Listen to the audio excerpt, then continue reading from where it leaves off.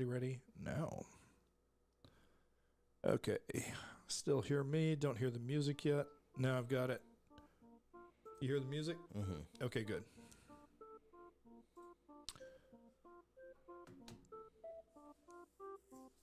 Okay, let me let Dr. A know that we've started.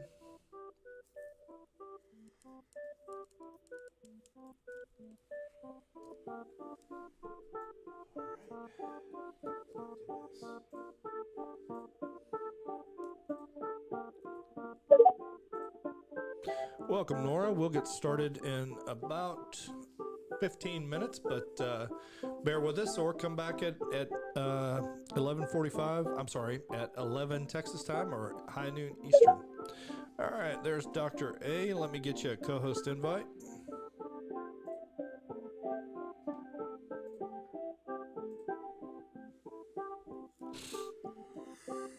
And are we live yet? Okay. All right, Dr. A, how do you hear me? Dr. A, how do you hear me? I hear you well.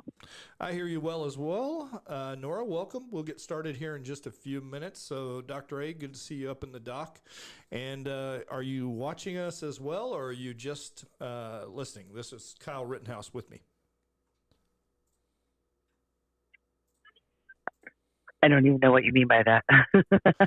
Are you watching the live stream on X or just in the space? In the space. Okay, welcome. Awesome. So, and how is the campaign going? Oh, every day is a new lesson. This past week, I was super, super sick, so out of it for a few days. I finally have questions. I told you I don't even know what questions to ask. Every day, learn as I go. But it's been good, Larry. Good. I can fill you in on some of the details. All right, awesome. Southern, I passed you a mic. All right. And everybody, Kyle Rittenhouse is with me, and we'll get to his interview here in a second. So what did you do this past weekend, Kyle? I went to Oklahoma, and I did an event for State Senator Devers, hoping to get him reelected in Oklahoma. Awesome. He's a champion for the Second Amendment, a champion for life, and fights for what's right. That is always good to hear. You know, now that I've entered the political arena, and you know we're trying to pull you a little deeper into it. Every weekend is political stuff, and I do want to take note. Unfortunately, the show is not tomorrow, and I thought about moving it until then, but other things in life intervened. But tomorrow is the 21st of April. And that is the day that the greatest state in the Union, no offense, Dr. A or Southern, won its independence from Mexico. So I'd like to congratulate posthumously General Sam Houston on his stunning victory. And at the event I was at on Saturday, we had replicas of the Two Sisters, which were two cannons that led the charge when the Texicans broke the lines of Santa Ana and whipped them. So anyway, just a little history there for everyone. Southern, how was your weekend? It was nice and relaxing. Awesome. Now, was this playoff weekend or was that last weekend? No, we actually so it's double elimination. So we are actually playing tonight, Game 4. Game 4. All right. Now, how long are we from the championship?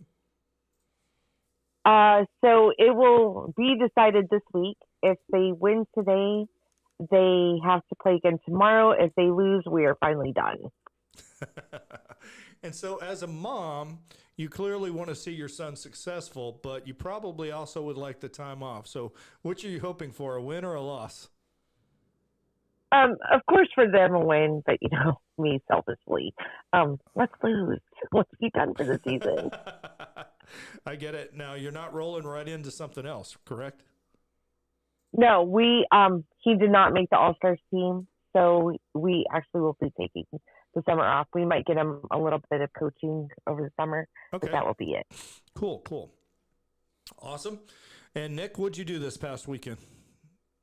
Oh, I'm catching him when he's messing with the board, so sorry about that. We'll come back to Nick. Dr. A, you said you were down for the count. Did you have any campaign events this weekend?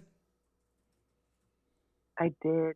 I had a ranch meet and greet yesterday, Okay. so that went exceptionally well. And my larger signs came in, and I learned very quickly a 4x8 doesn't even fit in a standard pickup bed well. So thank God we realized at the last minute and ordered 4x6s so that we could get them across the valley. I'm ordering them cheaper, a little about an hour and a half away, but my folks live close enough. They pick them up and meet me. So, yeah, we would have had a hard time had to rent a vehicle in order to transport them if I had gone with the 4x8. You know, it's kind of funny. There are a whole bunch of, again, you're digging into the cottage industry around an election, but most of the signs for conservatives are done by this one place over in Rockwall. So I had about an hour drive as well. I have a pickup truck being a Texan, so, that's kind of like mandatory issue, but I digress for a second. But the 4x8, you're right, they were always a pain, and I hated transporting those because I had to leave the bed down, blah, blah, blah, blah, blah. But got really lucky. I only had I had a couple of 4x4 signs that I had picked up, and I thought I had adequate weight on top of them, but they did blow out of the back of the truck and got crunched. But oh well, that's such is life. Live and learn. Again, they say your second campaign is a lot easier. That's called a campaign on the fly, Larry. Oh yeah, well played, well played. He who puns. Anyway. So that's all good. All right, we are at 10:51 right now. What else, Miss Southern? Good weather down in Florida? So far, last week was dry. This week, I think we're going into dry weather. I don't know if it'll hold up. We'll see. All right, so have you been to the beach yet? No, it's too early. Listen, while states are still on spring break, Floridians stay away from beaches because we don't like y'all. They cause problems. Well, I thought spring break would mostly be over by now, though. I mean, I thought that was mostly a March and early April thing. There's a few states that go into past Easter, so there's like little stragglers here and there, and we try to stay away from them. All right. So, Nick, do you have your mic ready to answer the question of the day? What question do you want me to answer? Well, right now it's what did you do this past weekend?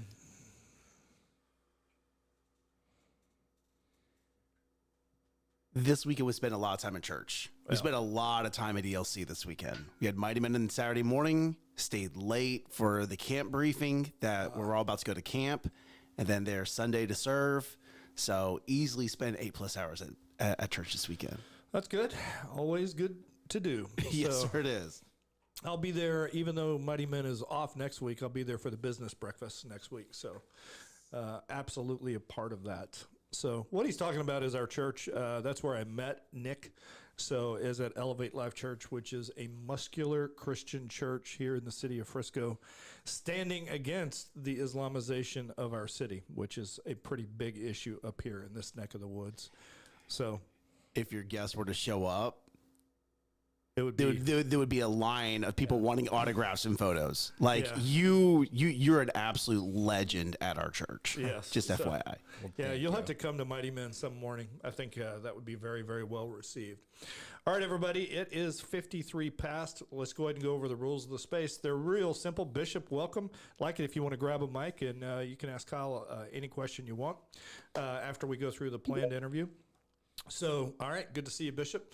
But basically, don't talk over each other. Nobody interrupts. And I'm going to be honest. If you come on and ask some stupid libtard question, you can expect a hammer upside the head, metaphorically. I am not in a kind mood, and I haven't been since my election defeat. So I'm a little surly right now towards the American left, and I intend to stay that way for a while. But anyway, God bless each and every one of you. Or as they say in the South, God, or bless your hearts. Anyway. All right, so don't talk over each other. You know what, Southern? I don't think you've ever told me bless your heart. Can you give me your best bless your heart? Do you use that phrase? I do, and it's bless your heart. What about you, Dr. A? Do you have that? I don't think you guys quite have the Southern, I'm going to call it the spear that's attached to that. I've never had Southern charm. I just let the expletives fly. Okay, well that'll work. But anyway, so basically, don't get a bless your heart. Don't talk too long, or we'll ding you with the bell. All right, and so that's basically it. All right, the question of the day, and Nick, just a heads up, I'm going to want you to ask this. Same to you, Bishop, since you've got a mic. Is if you could eliminate one state from the union, which would it be and why? And my answer is Rhode Island. I mean, I don't even know what Rhode Island is. Is that like a county? I mean, there's literally a ranch in Texas, King Ranch, that is bigger than Rhode Island. I mean, what do they even do? Where is Rhode Island? I know it's somewhere northeast of Texarkana. I mean, so again, I know it's surrounded by New York, Pennsylvania, somewhere up in that glob of New England states. So anyway, I don't really care about Rhode Island. The fact that they have the same number of senators as a great state like my state is obnoxious to me. So I think Rhode Island needs to go. That's what I think. What about you, Kyle? Who would you get rid of? Oh, that's a hard question because we have Oregon and Washington State and Illinois and California. Yep, I get that. I wish I didn't have to choose just one. All right, well. But probably Washington State, just based on how they treat their children out there. Okay, that's a good one. All right, Southern, what about you? Oh, he took my state. Trying to think. I already say Ohio doesn't exist. So let's go with New York. Let's get rid of them. All right. Now, again, I've heard this Ohio doesn't exist. I know that's an internet meme. Why is that? Why do people say Ohio doesn't exist? So I actually have friends that come to my space every night that live in Ohio, and we like to make fun of them and say Ohio doesn't exist. And then Sarah took it a step further, and when she sent a gift to one of them, also sent a shirt that says Ohio doesn't exist. That's funny. So now every time they say something a little off, we're like, that's okay, Ohio doesn't exist anyway. Awesome. All right, Dr. A, I know you're not going to say California considering you're running for Congress out there. So what state do you wish didn't exist? When I saw that question, I was like, oof. Like you, I went to some of the upper northeastern states, and I'm kind of like, each of them actually have a purpose. Wondering why they took counties and made them states back then. Yep. But, we do it bigger out west. We always have. And they just have had the little man complex ever since. But that being said, I don't know which state. I mean, there's times I'd like to say Minnesota belongs to the Canadians. But I had family in Minnesota for a very long time, and they're passing away now. It's hard. But I just believe each one is redeemable. So I have a hard time saying let's boot them. I don't know. I totally get it. But, Minnesota now, that's New Somalia, correct? I think so. All right. What about you, Bishop? What state would you get rid of and why? Mine's more about traveling. Okay. And logistics. I would say Kansas. Let's make that into 2 states. I don't know what we'd name them, but I cannot travel from Colorado and then traveling back through Kansas. It's terrible. It's endless. It's 8 hours.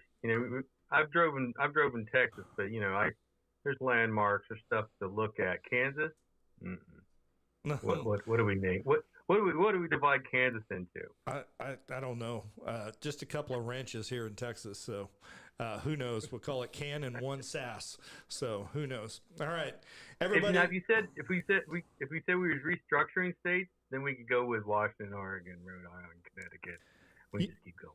It's interesting. You talked about restructuring states. My understanding is one of the things that's on the agenda for the Texas legislature this coming session is to look at annexing several counties from New Mexico. So that ought to be a little interesting. I'm all for that. I think Texas does need to grow into what it was originally intended to be, which does include parts of Colorado as well. But we need to get rid of the dope smoking part, Denver, Boulder, that area. But we will take the Air Force Academy. Thank you very much. So, all right, everybody, we are 1 minute from start, and as is my wont, we will go ahead and start early. This is The Reckoning, 20 April 2026, show number 322, and 1 hour of unfiltered political truth starts now. Now, on Saturday, I went to a dinner with a group of Texas patriots, the True Texas Project. Now, at this dinner, I met a state senator I greatly admire. He is a man who has fought for conservative policies and principles since his election, and he provided me advice throughout my race. And on Saturday, he told me, you have to run again, and told me that in his opinion, the Republicans are in real trouble this November, and I absolutely agree with him. You know, I think the people of Texas are so tired of our elected officials not delivering on their promises that many are going to choose just to stay home. Many feel that it doesn't matter if you have a Democrat or a Democrat in Republican clothing, a Dirk, as we do here in my district. So I do think that this is fallacious thinking. All right, the modern Democratic Party is straight out evil. They will tax you, dox you, trans your children, and eventually, if we were to have our Second Amendment rights pulled, they will imprison us. And men like our sheriff here in Denton County will help them do it.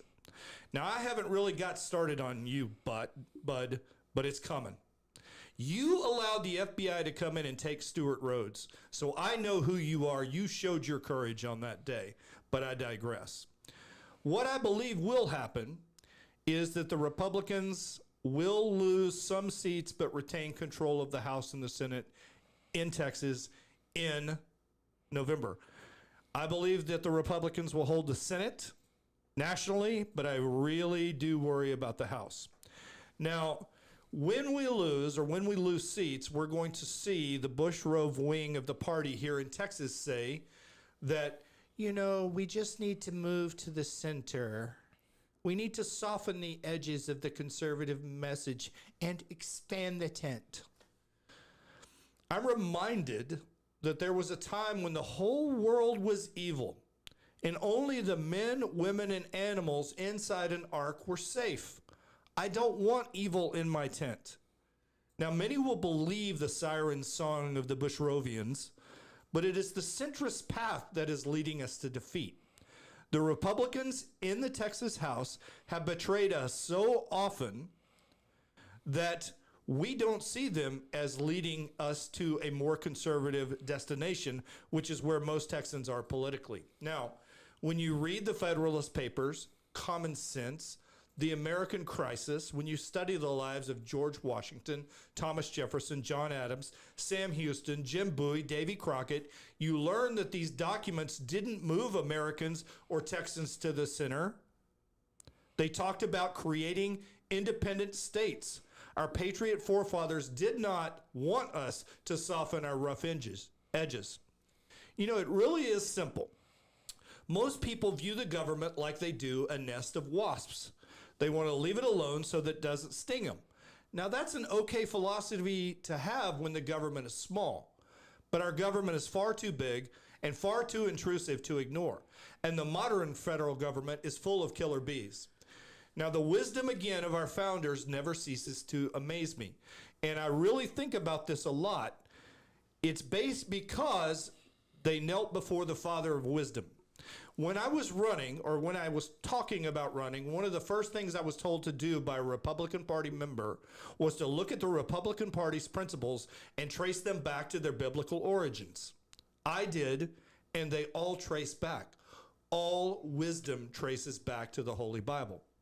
Now, freedom of speech, freedom of religion, the right to assemble, the right to a trial by a jury of our peers, the right to a speedy trial, protection against cruel and unusual punishment from the government, the right not to be forced to self-incriminate. All of these things are under attack when you have Democrats in power.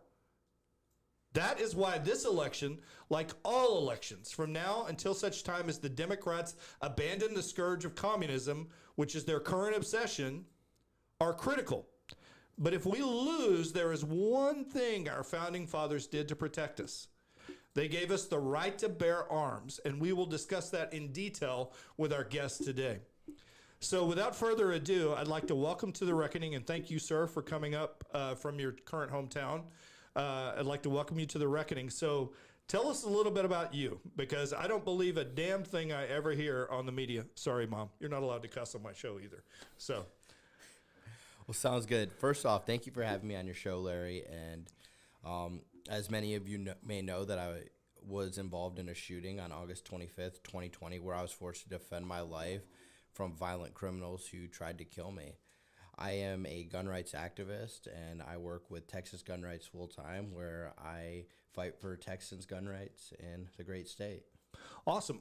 So, again, thank you for doing that. I did watch some of the videos, and we're not going to go into those details. Guys, there's still pending civil litigation against Kyle, so we're not going to talk really about those details there. But I've got some questions about how he was treated after the incident. So, clearly, I know you're probably in a little bit of shock. I'll tell you, the first time I actually shot people in combat, it kind of hits you. There's a line from Fight Club, the movie, and I'm a big fan that, after Fight Club, everything else felt like it was on mute for a few days. Mm-hmm. Did you kind of go through that where you're like the rest of the world is moving in slow motion and this just something's off? Yep, absolutely.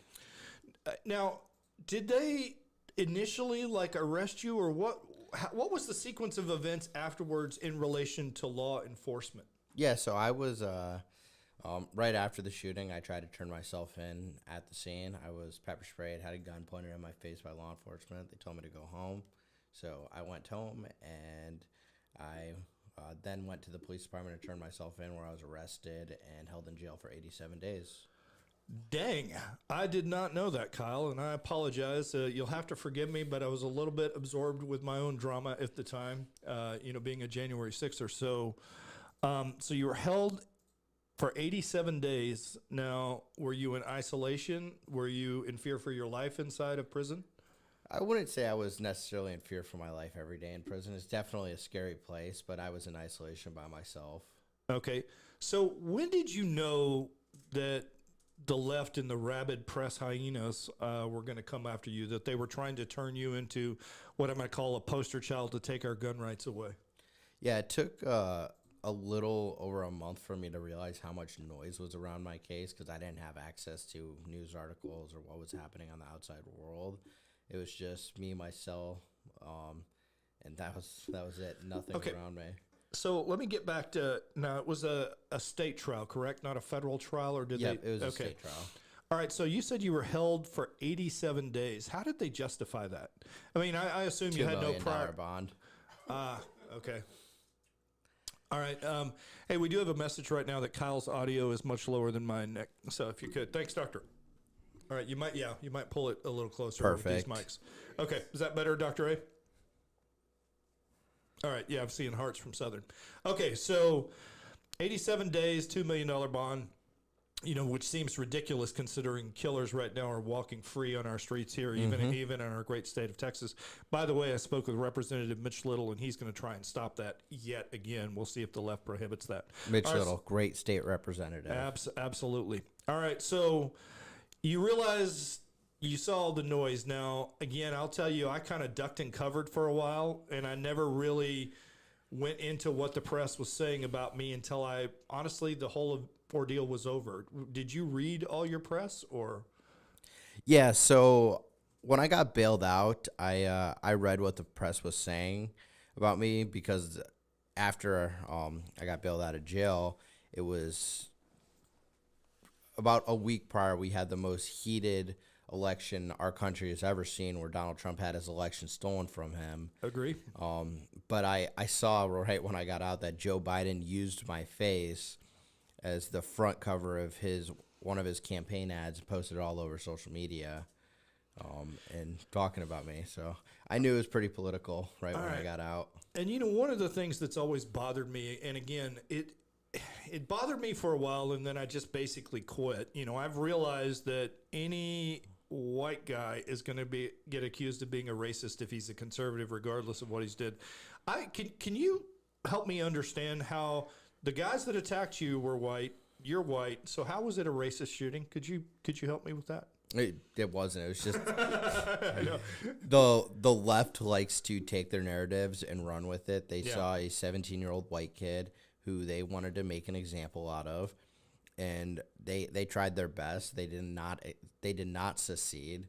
They lost and they failed. Okay. But they wanted to put my head on the mount. Yeah, they absolutely did, and again, I can identify on a lesser extent to that. So Obviously, at some point, you knew you were going to trial, and they offered you a plea deal. Nope. What? They never offered you a plea? Nope. Wow. Okay. Well, I was And I going wouldn't to have taken it. I was going to say I would have commended you on not taking a plea. I know that there are some people that do, and that's because of the trial tax, which ought to become illegal as well. All right. So, tell me about your trial. It's alleged that the prosecution and the FBI hid evidence in your trial. Is that accurate? There was a FBI drone video that the state had from the beginning, and they didn't hand it over to us until the end of trial, essentially.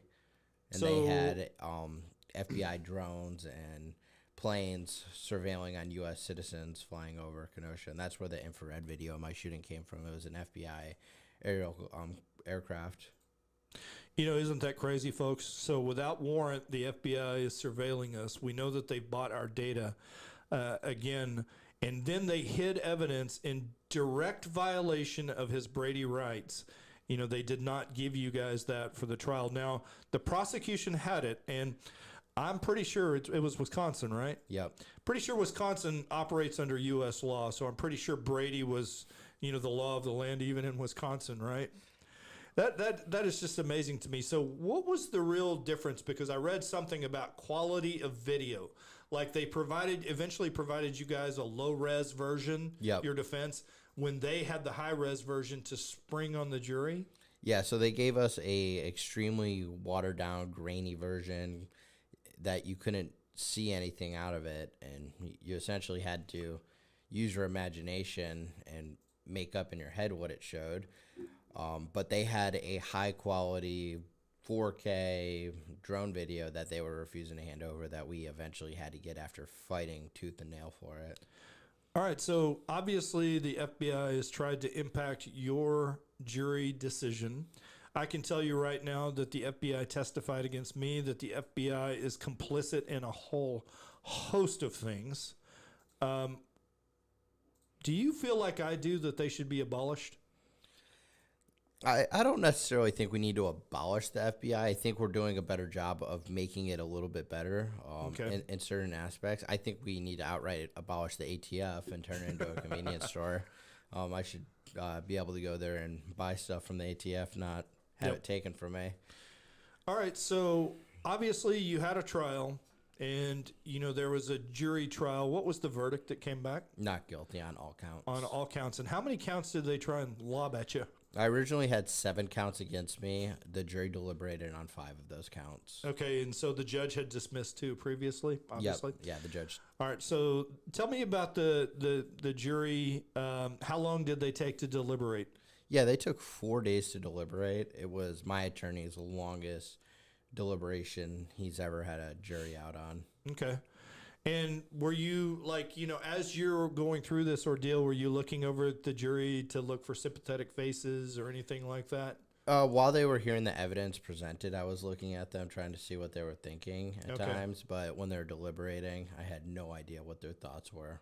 All right, so they come back and, you know, obviously the judge gets the information and then the foreman stands up and reads not guilty on all counts. What was your immediate thought? Yeah, the first one, I heard it, and I didn't know if I heard it correctly. And then I heard another not guilty, and then another not guilty. And I was like, okay, yep, not guilty. And then I just lost it. It was like a weight taken off of my shoulder. You know, I can identify with that. I heard it. I can tell you the opposite end, you know, being pronounced guilty. You know, that was like a weight being thrown on me. And then, you know, when I knew that the felony was gone, that was a huge weight lifted from me right before President Trump took office. And when I heard that the pardons were actually real, I know exactly how you feel about that. So I got to ask the question because for me, once I finally got out of prison, you know, I had to go home to a halfway house. What I wanted a specific first meal. What was the first meal, or did you have a first meal you really wanted when you got out? So when I first got bailed out of jail, I had McDonald's chicken nuggets. which it doesn't count because I was in a 5-hour car drive during that. But Yeah. I had a steak from like Outback or something. Nice. Well, I'll tell you, for me, it was a Whataburger with cheese that I wanted. And again, that's because you just don't get things like that in prison. Now, Dr. A is a very health conscious lady, so she's probably going to hammer you on that, on your chicken nugget choice. But anyway, all good. All I know is I got really sick eating food that wasn't prison food after I got out. You know, it is definitely bland and it's definitely an atrocious thing. And for those of you that don't know, I mean, I'm admitting to something that's illegal here. I actually paid a guy 10 stamps to get me some cayenne pepper to put on my prison food with every meal. Ooh.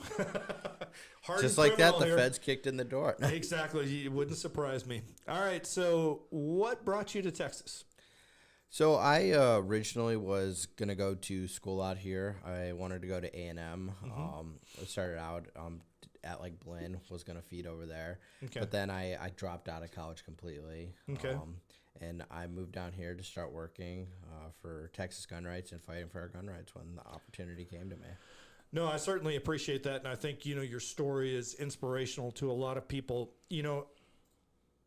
No, I don't think I can ask that question. What I wanted to ask is, one of the things that I preach on this show is preparedness. And so it's hard to imagine ever getting yourself in the mindset where you're going to have to shoot someone. So because you have pending civil litigation, I don't want to walk through that really with you. But I will tell you, if you haven't, what I'm going to call war game that in your mind, it is way different to take a gun and point it at a person and pull the trigger than it is to point it at a trigger.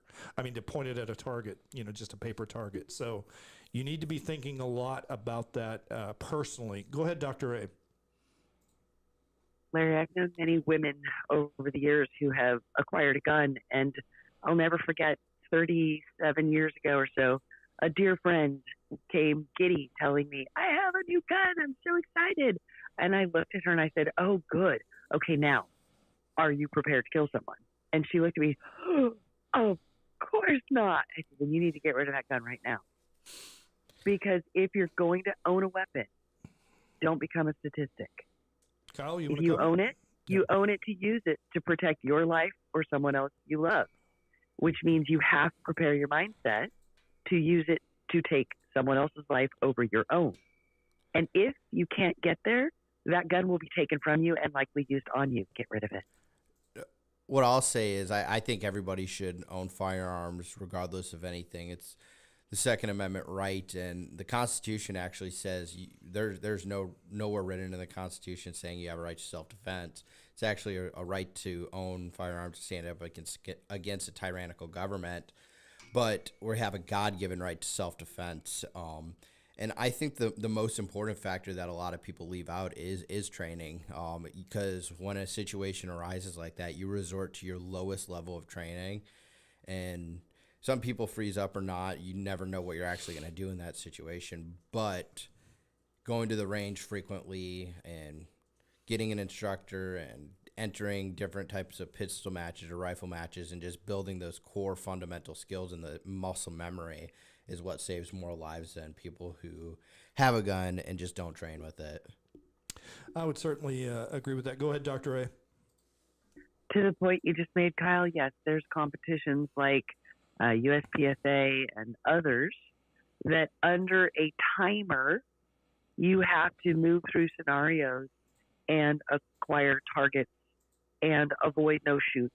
And it's much more stressful. Yes, it's not real life, but it helps your brain to have to process and think through what you're observing, what you're going to shoot at, what you're not going to shoot at under timing constraints and others. So it helps raise your adrenaline and push you through it, yes. Absolutely. All right. Now, I want to, he said that it's our God-given right for self-defense and our rights as Americans to have guns. The left contends all the time that modern weapons, aren't the smoothbore muskets of the 1776. So I want to go a little bit more into what George Washington actually said. He said it may be laid down as a primary position in the basis of our system that every citizen who enjoys the protection of a free government owes not only a proportion of his property, but even his personal services to the defense of it. And consequently, that the citizens of America, with a few legal and official exceptions from 18 to 50 years of age, should be born on the militia rolls provided with arms, uniform arms, and so far accustomed to the use of them, meaning training, that the total strength of the country might be called forth at a short notice on any very interesting emergency. They ought to be regularly mustered and trained, and to have their arms and accoutrements inspected at certain appointed times, not less than once or twice in the course of every year. He said that in 1783 in an address to the Continental Congress. So George Washington not only wanted you to have state-issued weapons, he wanted you to be trained and ready. Now, again, a militia, different time, different skill sets. We need a professional standing army now, but that's what the father of our nation said. And we'll have a couple of other quotes at the end of the show, one from George Mason and one from Thomas Jefferson on the right to bear arms. But let's go back to the interview if we could. All right, so we talked about you came to Texas, go to Texas A&M. My brother went there, great school. Now, I had also heard, Kyle, that you wanted to join the military. What happened? My shooting happened. I got thrust into the national spotlight, and then God chose a different trajectory for me. He put me in front of different people and showed me what my passion was, and now I'm working out my passion every single day. Well, you know, I'll be honest with you. I kind of enjoyed the idea of you being an infantryman. I thought that would be outstanding. Oh, I would go fly planes. No, absolutely. Oh, really? And what plane would you go and fly, Kyle? If I could fly any plane, I would fly an F-35 Lightning. Oh, gosh, bad answer. Even No, though I'm a kidding. B-12 is one of And my A-10, favorite planes. yeah. So, all right. Awesome, man. Awesome. And by the way, do you guys like the new background? I love the little 30 millimeter bullet coming out of the cloud there. All right. So you came to Texas, and I appreciate that. So you joined Texas Gun Rights. You said you came here. Now, what do you do for Texas Gun Rights? Yeah, I'm their director of partnership and their chief firearm instructor. I work for the foundation side of things, where we focus on education and training and the legal advocacy. We've successfully sued the ATF twice over pistol braces and force reset triggers. Okay. And last year we passed we passed a law that bans red flag laws in the state of Texas. In 2021 we passed constitutional carry. Okay. And we've had a lot of great victories. All right, so that's great victories here in the state of Texas. Now, you mentioned red flag laws. What specifically in Texas, does it say? I mean, in other words, let's say, can the local sheriff of Denton County say, well, Larry Brock was a J6er, so he's a threat. I need to go take his guns. Nope, he cannot do that in Texas. Okay. North Carolina, Florida, those other red flag states, you can do that there. But here in Texas, by law, they legally cannot. You have to be tried first, and you have your right to have your day in court. You can't just have a judge go and sign an order and say, yeah, it's 2:00 in the morning, we're going to go kick in your door, take your guns. You have a right to defend yourself here in Texas. That is absolutely awesome because, again, we need sheriffs that will actually protect us. We need laws that will protect us. Now, was that Wes Friedel or Brent Money? Who, or was it Cole Hefner that authored that bill? I believe it was Wes Friedel that authored that bill. Now, again, two of those three are really good, Wes Friedel and Brent Money. I'm not a big fan of Cole Hefner, but that's mainly because he is a good friend of my opponent. I've got some other reasons, but I'll just leave it at that. So who would you say are the strongest Second Amendment supporters in the Texas House? I'd say Andy Hopper, Mike Olcott, Brent Money, Wes Friedel. Those are definitely some of our champions. Katrina Pearson, and several others. Awesome. And what about in the Senate? Oh. I haven't paid attention to much of our Senate races recently. I focus a lot on our state representatives just because I've gotten to know a lot of them, and that's the only house I've testified here in Texas. Well, I absolutely agree with you on your I will tell you that Senator Bob Hall is worth your time. Yeah, Senator Bob Hall. I've met him several times. Yeah, he's a nice an guy. outstanding man. All right, so let's talk politics for a second. Southern, do you have any questions, or does anybody else? I don't see any other hands up right now. I have two, but one I'll go with. what's it like going from like nobody knowing who you are and then overnight everybody knowing who you are? Like, how do you go back to leading just normal everyday life where you can go to dinner without being interrupted? I mean, I can't imagine what it's like for you. Yeah, so I've learned to put myself in a pretty good bubble. I surround myself with good people to where I can still somewhat live a normal life with advocating for what I believe in and fighting for the Second Amendment and other issues. But I've learned to just surround myself with good people, and most of the people in my area know that I already live there, so I can go to the local Texas Roadhouse or grab a margarita from Chili's or something without people really bothering me. Awesome. All right, now, Texas Elizabeth, you have a question. Go ahead, ma'am. Thank you, Larry. The amendments that have been added to the Second Amendment, do you consider all of those unconstitutional? The government stepping into our rights? Now, are you saying like the limitations or the ATF? You just heard Kyle say he wanted to abolish the ATF, which I'm 100% for. I will tell you that, to me, it's a very tricky issue. I think a judge should have the right to intervene if you are a mental danger. And what I mean by that is what Kyle said. You should have to have a judge can't just take your guns away. You have to have your day in court. There has to be a reason for it. But how do we deal with, Kyle, and this is a good question that I'm going to put to you. We've got a lot of people that are on mentally destabilizing drugs, SSRIs, all right, that are going in and shooting our schools up. So what would your answer be to stop that? Obviously, as a Texan, I want a well-armed officer guarding the entrance. I would like to see our teachers armed. That's my Texas reply is more guns is the solution, not fewer. But do you think a judge should have the right to pull guns from people that are taking drugs that are making them less mentally stable? People are going to cause harm if they want to cause harm. People that are mentally ill and that are sick and twisted that want to kill our children or shoot up schools are going to still find a way to bring violence. I don't think the problem is banning gun rights or even going in and taking their guns and not doing anything. I think the process should be going in, arresting them for terroristic threats or another reason if it's known that they're going to go and do that, because it's already a crime to go and say you're going to shoot up a school or absolutely plan a terrorist attack like that. You prosecute them to that, and you don't really attack the guns, but a lot of times it goes unnoticed and unfiltered because they're hidden away and then it sparks. That's why, back to your point, we need to have very well trained, very highly trained people at our schools protecting our children.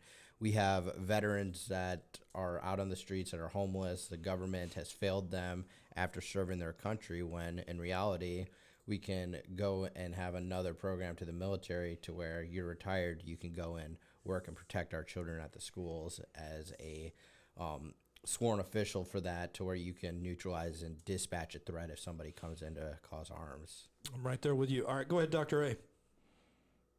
Larry, I just wanted to tell Kyle, I am so thankful that you were as quick thinking and prepared to defend yourself as you were when all of your incidences occurred and that you survived. That was the most horrible situation as a bystander to be watching. When we watched that on the news and watched that go down, it was, as a mother, it was something I was absolutely devastated to witness. So I thank God that you're safe. Well, thank you. One thing that, Dr. A, you said it. Did you ever think, because when you read the mainstream media's narrative that they're trying to push, were you ever afraid that, like, the American people were buying it, that they were, that you were a racist bent out to hurt people that day? Or did you have enough faith that, they would see through it? Honestly, Larry, it didn't really matter to me what the American people thought at the time. None of it mattered. I didn't care if the media thought I was a white supremacist neo-Nazi or what they were saying about me, because it was only 12 people's opinions that mattered. I get that. And it was 12 people that decided my fate and my future. And those 12 people were the only people that mattered during that time frame. No, I totally get it. So how involved were you in your defense, or were you in prison at the time when they were, I'm going to say, selecting the jury? Well, I got bailed out of Okay. jail on $2 million bail. We crowdfunded it and posted bail, and I was acquitted a year later. After I was out, I was free for a year from jail before I went to trial. Okay.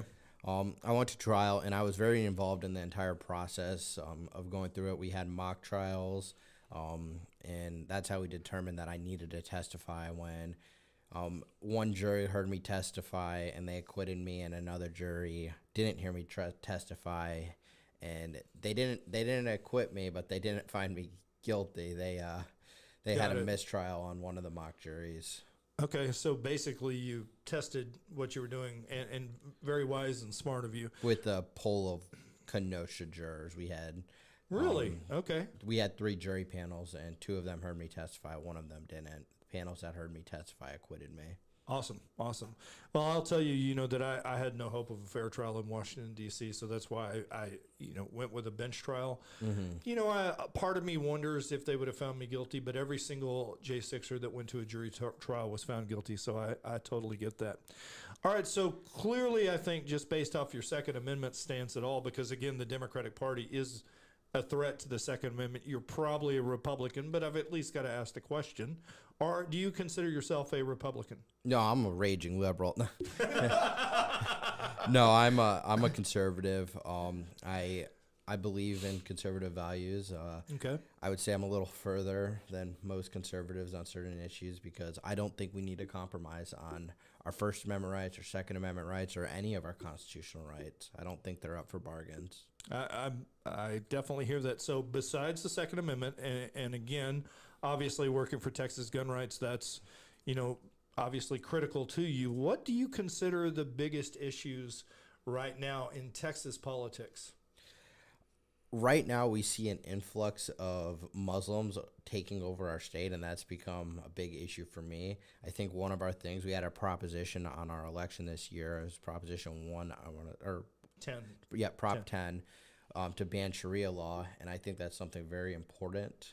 I think if we let the Muslims take over, especially what we saw a few weeks ago in Austin where that terrorist shot up the bar, it's something we need to focus on, and I think law enforcement needs to focus on it and tracking down and deporting it with ICE, which I think we've been doing a great job of doing.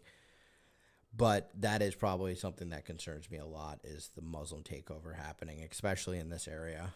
No, I obviously we feel the same way on that particular thing. So I would definitely agree with you there. Now, Texas gun rights, what is on y'all's, or if you're free to say, legislative plan or agenda for this coming 90th session? Yeah, so we have the Second Amendment Preservation Act is something we want to get introduced, SAPA, that pretty much just guarantees protection of the Second Amendment on a stronger base. And then one of the bigger ones we want to get passed is Kyle's Law. It's something I want to see in all 50 states eventually, but it says that if you get a clean bill from a grand jury to where they refuse to indict or you're found not guilty by a jury of your peers, you cannot be held civilly liable for defending yourself. And that's law. named after Kyle Rittenhouse, another man who defended himself in Texas. But it plays in role of what I'm going through on a national level, just not in Texas. All right, we'll get to national politics in a second. Go ahead, Dr. A. So I just wanted to say to Kyle, I know you're gainfully employed in Texas, and you probably don't think very highly of California because we also have kind of a bad reputation in the media. But when you guys have some spare time and you're not fighting for Texas, if you'd be willing to so lean over and help your brethren in California fight the handgun roster, I would be forever grateful.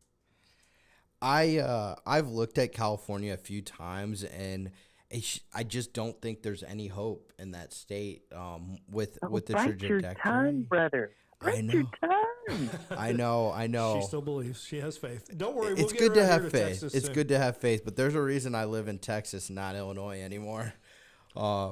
I see what's happening there, and the restrictions getting just stricter and stricter.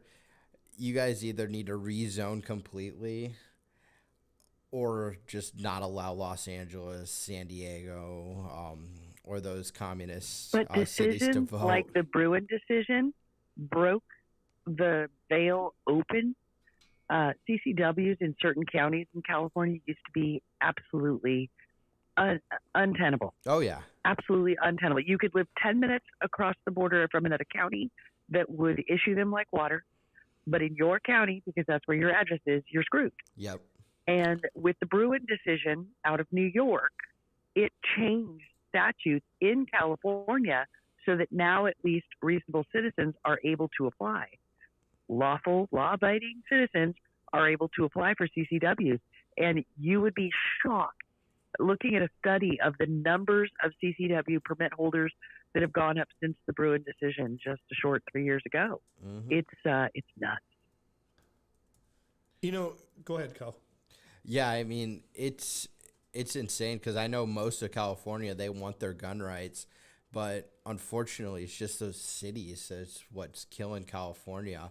I think if there's a way to figure out how to get Gavin Newsom out of office and get a couple champion conservative legislators elected, I think there may be a chance, but I just think it's going to be a long battle, and it's going to involve a lot of hard grassroots work and mobilizing the grassroots out there. We're trying super hard. Gavin Newsom term's out, so this is his last term. He's done by January. Oh, okay. We're in the midst of voting a new governor, and at present, because of our jungle primaries in California, it looks that two Republican candidates, or at least two that call themselves Republicans, may end up in the top two, therefore going to the general election. So Democrats may not have a choice but to either don't vote, or vote for a Republican in November. That'll be interesting. That would be very interesting. All right, so nationally, Kyle, what do you think is going to happen with let's just start with the Senate race here in Texas between Cornyn and Paxton. Where do you stand on that, and what do you think is going to happen? Yeah, so I endorse Ken Paxton. I think he's a champion. I think his record speaks for itself on the Second Amendment and other issues.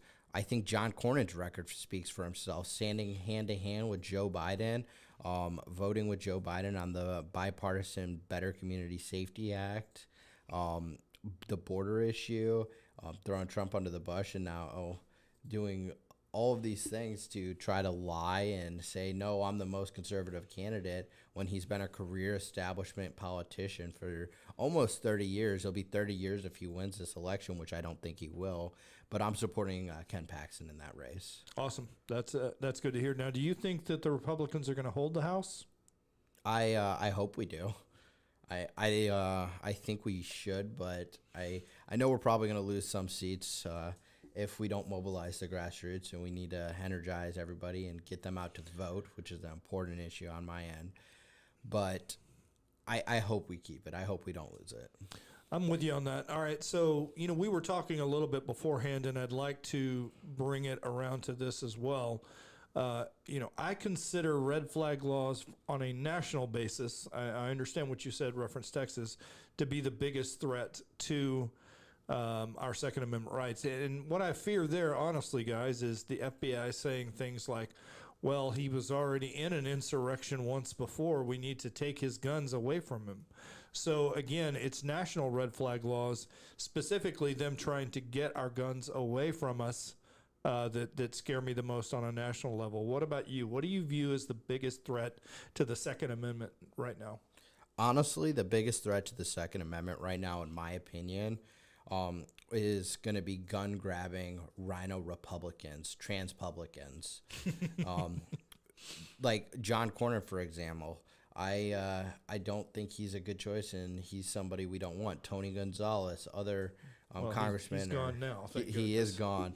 But those would be the people that I consider the biggest threat to the Second Amendment. The ones that are wolves in sheep clothing, saying, I'm here to protect your Second Amendment, but they're the ones voting against it. Well, it's funny that you say that because my opponent in this past election actually went to, I believe it was Representative Verdell on the floor, trying to get him to delay the vote on the red flag law. So again, I'm right there with you. I can't stand transpublicans. That's another term here in lovely Texas for a rhino. Southern, you said you had a couple of questions. What's your other question, ma'am? It's more personal. How's married life? I need to know. Oh, married life is great. I love my wife. She's amazing. She stands by my side. She's very supportive, and she tolerates me, which is nice. Yeah, she started fiddling with her handbag when you asked that question. So I'm kidding. She didn't. But she is here in the studio, so he couldn't give you a real answer. Kidding, Kyle. Send help. Yeah, do like this if you're actually in danger. All right. No, all right. So, Kyle, where do you want to be in 10 years? 10 years, I hope to eventually have a larger family instead of just me and my wife, hopefully some kids in 10 years, and still doing what I'm doing, advocating for the Second Amendment. I'm hoping it's a lot less work because I'm hoping we accomplish a lot in the next 10 years. But I hope to continue fighting for the Second Amendment then. Well, again, I hope, like you said, that it's not necessary because we've taken other things. And I believe, there was a comment I saw that scrolled through, Nick, saying, why do we have to fight to protect something? Look, I mean, the left has been trying to destroy our basic rights since the beginning of time. I wish we didn't have to fight to save the Second Amendment, but remember, folks, they've got to get the guns away from us so they can get us on their trains. All right, so again, and I know you're saying, well, that's hyperbole, that would never happen here in America. I'm sorry. 1,600 Americans went to jail for a mostly peaceful protest, to quote their own words. So, you're not going to get me to agree with you there. I went to jail for 2 years for walking into a building for 37 minutes, exercising my First Amendment rights. You will never get me to agree to that. So 10 years, you want to have kids. That's a high and lofty goal. Have you considered politics at all? I haven't really considered politics. I feel like I'm better fitted for fighting for change and using my voice to put political pressure and mobilize grassroots instead of being an elected official in any sort of capacity. I've never had any aspirations to run for office, really. It's something I feel like would not benefit me the way that some people that do run for office not necessarily benefit from it, but are the people that are meant to do it. All right, so again, let me just ask you a couple of questions. All right, so you've told me that you want to pass a couple of things in the next Texas legislative session. Did Texas gun rights get those into any precinct conventions? Did you get them in any county conventions in terms of legislative priorities? I think we do have some things that are going in as legislative priorities. Okay. I have to look because, again, I work on the foundation side of things because the legal side of things. But I do think we do have some legislative priorities. Now, who is, I think I might have met a guy that's on your board of directors. He works for Senator Cruz. Forgive me, I can't remember his name right now. Yeah, Michael. Okay. So, yeah, does he work the legislative issues for you guys, or? Chris does a lot of our political stuff. Okay. He's just one of our board of directors. Well, again, I want to thank Texas Gun Rights for endorsing me against my opponent. All right, so Dr. A, could you give us the update, reference the Act Blue lawsuit? Dr. A. Of course, you asked me right when I clicked off of it. Let me scroll back down to it real quick. There it is. Essentially, it was shared in the space. Thank you, Joe, for sharing it. That Ken Paxton just filed a landmark lawsuit against Act Blue for deceiving Americans for lying. You cut out. All right. It closed. My mic closed on its own, Larry. I'm sorry. No, it happens. Again, Ken Paxton filed a landmark lawsuit against Act Blue for deceiving Americans by lying about its donation processes that allow fraudulent and foreign donations. Okay. Well, I mean, again, we're big fans of future Senator Ken Paxton here at the Reckoning. All right, quick question for you. Obviously, there are a lot of pro-gun rights groups. Texans for Gun Rights. Do the libtards, the communists on the left, do they have anti-gun groups? Yeah, you have Evergreen, Commie Mommies, Mom Demand Action, and there's a few others out there that are trying to take away guns. Mm-hmm. What do they view? Like, again, it's always wise to know the ways of your opponent. Like, there was a time in my life I could have told you what a Soviet invasion tank column looked like, how many tanks, where the anti-aircraft guns were, where the surface-to-air missiles were. So what are their primary tactics? What do they want to do to try and take away guns? Is it red flag laws? Is it red flag laws is a big one. That's one of their biggest things. They usually will mobilize people who have been victims of an incident to where a gun was involved and use that and say it was gun violence and use emotions to try to take away rights when emotion should have no play in deciding our rights. Okay. And they use the victim mentality of we need to take guns to stop violence when in reality it's just going to increase violence because statistically speaking, you are less likely to be mugged if somebody thinks you have a gun, not even knows, but you are less likely to be a victim of a crime if somebody just merely thinks you have a gun. No, you're absolutely right. It seems everywhere that they take guns away, the murder rate always goes up. So again, we see that over and over again, but common sense is often lost on the left.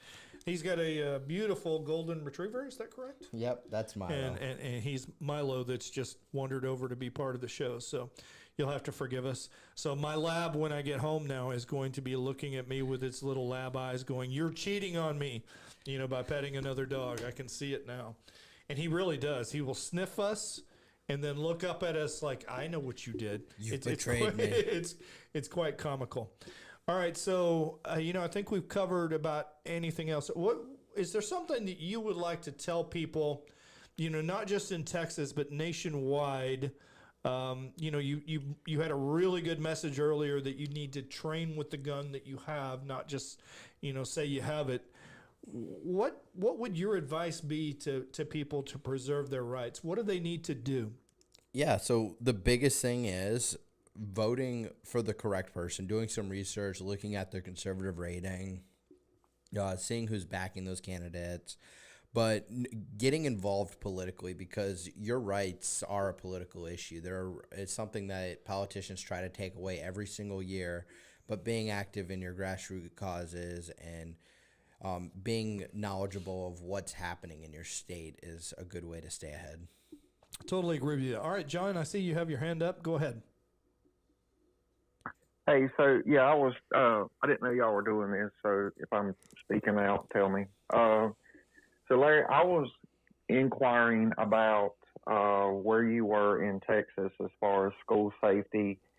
And because I'm in North Carolina, but the president of 3D Response,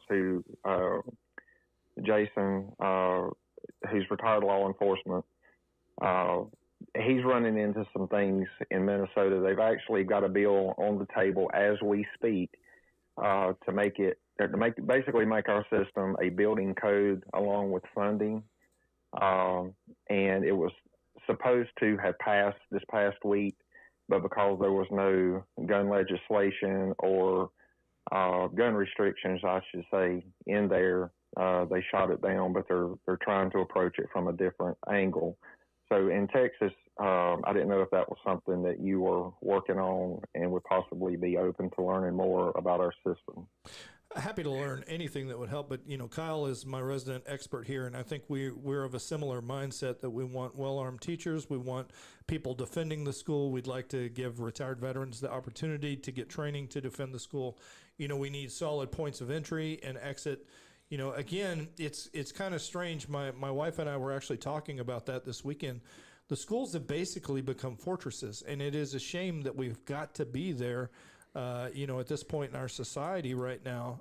But you have to be armed. I take comfort all the time in the fact that, my wife walks around when I'm not with her, exercising her Second Amendment rights, and woe unto anyone that tries to get at her. So, Southern, go ahead, ma'am. I'm sorry. I thought you knew about their system. I would suggest you get with Sean and Jason about the 3D system. It's absolutely amazing, and it's a safeguard if somebody enters the property. Okay. So say an armed shooter has already entered the property, it gives the teachers an additional safeguard for the students, so that it gives basically law enforcement one side where they're going after the target, but then the children are safe on their end, and the law enforcement can then have more focus on the target and not the student. That sounds like a great thing to have. But yeah, I'd be. I also highly recommend, Larry. Both of you should learn a little more about it. Very.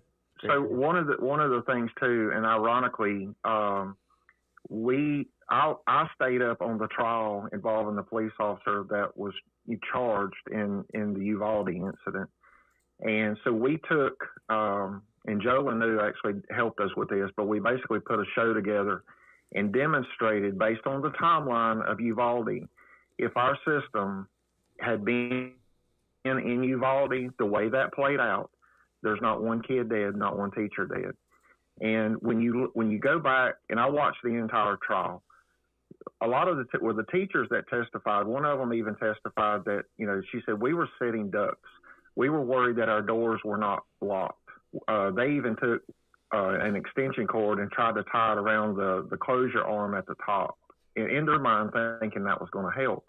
So our system does that. And as far as, we hear the argument, we don't want our schools looking like jails and prisons. That 100%. Our system is basically invisible to the people that don't know what it is.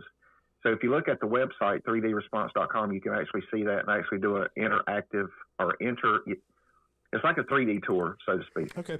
No, I'll definitely. Yeah, but yeah, you don't even know, but it's multi-layered and it is comprehensive. But we're already in 19 schools in Minnesota, and after the Annunciation incident in Minnesota, we've now got 3 signed contracts. Like it's picking up, and we've got some movement in Washington D.C. Trump is aware. There's some things going on that I can't even speak on. But yeah, me and Jason would really like to get with you on this. Sounds great. Thank you. Just DM me your number and I'll give you a call. Go ahead, Dr. A. Absolutely. Thank you. My adult daughter's been involved in 3 school shootings, so I would beg, borrow, and pray that a system like that could be available on her campus tomorrow. Outstanding. Again, that's the scourge. That's how do we deal with the problem. And so, systems like what I'm hearing, from Southern on this are definitely desired and definitely need to be looked at. If you wouldn't mind, Kyle, I'd like you to hang around for a little bit more. Again, this does touch on politics, but I asked Dr. A to go ahead and talk to us about the Nick Shirley Act. What the heck's going on in California? I feel like I say that an awful lot. What the hell is going on in California? So I think you just like saying that, Larry. All right. I apologize in advance. My throat is still raw, so I sound like a frog. It's still me.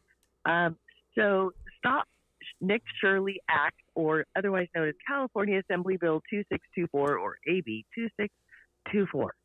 First of all, what do you do when a 17-year-old uncovers $170+ million in government fraud? Well, if you're California, you try to stop him. You try to prevent his ability to record and report the fraud. Instead of going, yay, thank you so much for helping clean up the fraud. No. Stop the reporter. So technically, the bill doesn't ban investigative journalism or filming of fraud. However, it creates new legal risks if those recordings identify or target staff or clients of certain organizations, especially immigration-related non-governmental organizations, those NGOs we've spoken so much about. The bill aims to, so this is from bill authors, the bill aims to protect workers and clients of the immigration support organizations from harassment or threats, limit the public release of identifying information, names, addresses, and locations allow removal of content that exposes staff to intimidation. So it's embarrassing to get caught in fraud.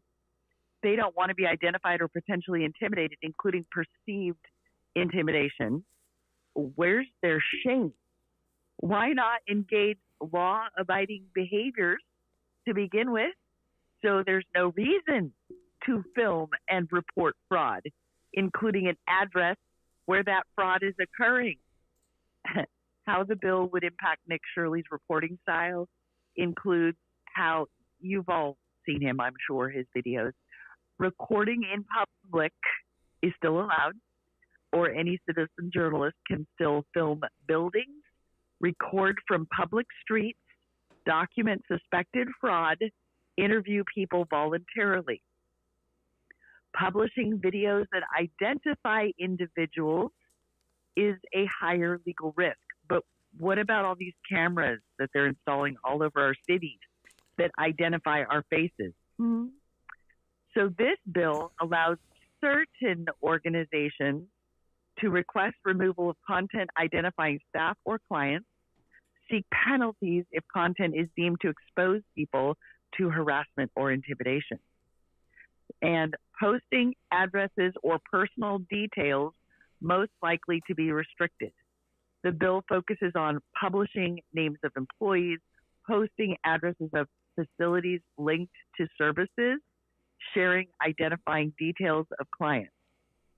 Republican Assemblymember Carl DeMaio and others are the ones that dubbed it the Stop Nick Shirley Act, arguing it would have a chilling effect on investigative journalism by allowing service providers to demand removal of videos or photos, even if shot in public, and impose fines, including jail time, on citizen journalists exposing alleged waste, fraud, or abuse of taxpayer funds. They contend the broad definitions and penalties could deter filming at or identifying individuals at publicly funded sites. It didn't get included here, but the other one, there was actually a legal concern that it may be forced to throw out admissible evidence if it falls under these restrictions, right? So even in court, if you show a video that actually shows the fraud being committed, but any of these restrictions in this bill could allow it to be inadmissible in court, which is really not cool. So since Nick Shirley's finding and reporting of this $170 million in fraud of ghost child care centers in California, federal officials also uncovered a separate hospice fraud ring, stealing over $3.5 billion from taxpayers in Southern California, down in LA. So it's the tip of the spear, guys. There's so much more, and they're trying to stop us from being able to report on it. You know, it goes back, though, to what Kyle was saying about them trying to basically impugn the First Amendment. Again, it's the same type of thing that we see with the Second Amendment going on here with the First Amendment. I mean, they've got to hide their crimes. And, you know, I did not know that he had reported, you know, $170 million in California. I knew about Minnesota. So, good Lord. You know, has Data Republican or somebody done an estimate on how much of the federal budget or the state budgets are actual fraud? I mean, I'm beginning to suspect that like 50% of our entire budget is just fraud. What are your thoughts? I mean, yes, she did early estimates, and I cannot remember what her estimate was, but it was something like at least 25%. Yes, massive. Unreal. I'm actually surprised that Elon hasn't like hired Data Republican to run some things, but you have to remember, I think our military takes something like 50% of the budget. So if the military takes 50% and we assume that none of that is fraud, then there's only 50% left to discuss how much of that's in fraud, right? Okay, I'm sorry, but your math isn't mathing for me, because my understanding is we had a $1 trillion budget, and what was the overall federal budget? Like more than $5 trillion, right? So 20%. But anyway, I digress. Hey, I need all of those rounds for my 30 mic gun. So I'm all in favor of a $1 trillion budget. We're going to go ahead and get ready to wrap here pretty quick. Does anybody have any other questions? Southern, Dr. A, anything? I don't. I just want to thank Kyle and his wife for attending today. We really appreciate it. Thank you. Absolutely. And, just so you guys know, Bella is definitely the brains of the organization over there. So she's over there guiding him, giving him hand gestures and signals the whole time. Kidding you, Kyle. 100%. Yeah, absolutely. Every wise man would always say their wife is the brains of the operation. So unlike Nick's wife, that's what Nick told me. I know she's listening, so I'm trying to get him in trouble at home. All right, everyone. Hey, Larry, I sent you a DM. All right, thanks, sir. Thank you. Let's go ahead and wrap with a couple of quotes, as we always do. So we went through what Washington said about arms. So now let's talk about Jefferson, who many people view as the most liberal of the founding fathers. Jefferson, in a letter to John Cartwright in 1824, so years and years after the Constitution's been passed, the Constitution of most of our states and of the United States asserts that all power is inherent in the people, that they may exercise it by themselves, that it is their right and duty to be at all times armed. That's Thomas Jefferson. Now let's go to George Mason, referencing advice given to the British Parliament by Pennsylvania Governor Sir William Keith. All right. To disarm the people is the most effectual way to enslave them. I've said it a zillion times. You've got Kyle Rittenhouse's living proof of it. All right. You must keep your right to bear arms. You must train with them, and you must be ready in case that horrible day comes when you have to use it to defend your life, which he did. So, Kyle, I'm very thankful for your courage in using the firearm to preserve your life. I'm thankful that you chose to be in my state and you're working to defend my fellow Texans' right to firearms. And thank you for being on the show, sir. And I wish you the very best in all of your endeavors, both you and your beautiful wife, Bella. Well, thank you for having me on, Larry. Yes, sir. All right, you take care. All right, that's it for the Reckoning, guys. I'd like to tell you all we'll be back next Monday. Not sure what we're going to be talking about. Hopefully not World War III, but you never know because Xi's getting a little antsy with his oil getting cut off by the greatness of President Trump. So that's it. We're going to Cuba. We're going to Cuba, Larry.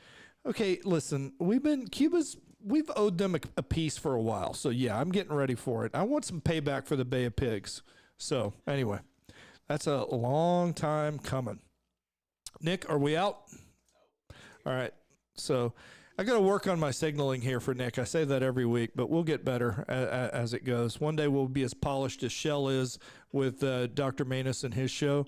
So again, guys, thank you for joining us. Please tune in for the Rob Manus show at 3 p.m. We had Bishop in from the Punch Bowl earlier. That's 8 a.m. Eastern. Hop in there. Southern, Everything and Nothing tonight at 10 p.m. And I'm missing somebody. Southern, who is it? Rigo, that's right. Rigo is what time? Usually as soon as you close the door, sir. All right, well, we're closing the door now.